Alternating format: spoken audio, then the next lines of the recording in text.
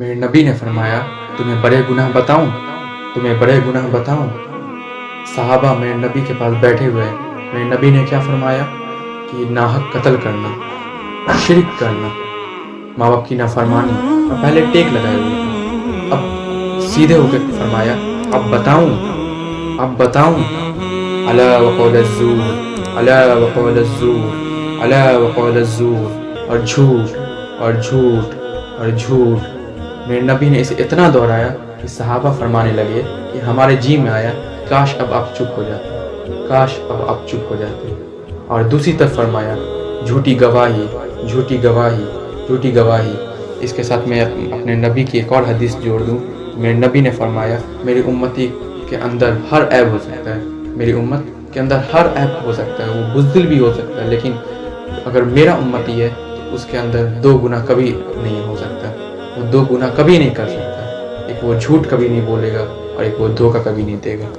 تو میرے بھائیوں، جھوٹ سے توبہ کریں اور دھوکہ سے توبہ کریں، کسی کو دھوکہ نہ دیں.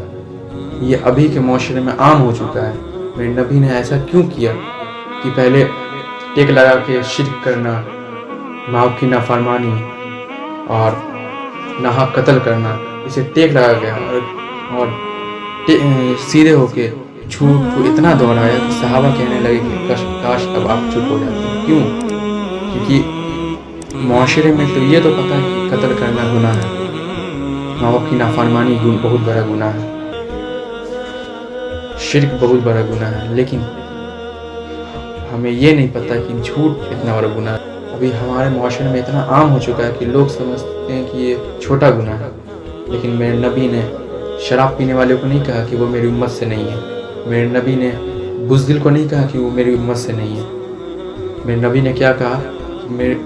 جو میرا امتی ہے وہ یہ 2 گناہ کبھی نہیں کر سکتا، ایک وہ جھوٹ نہیں بول سکتا اور ایک دھوکہ نہیں دے سکتا.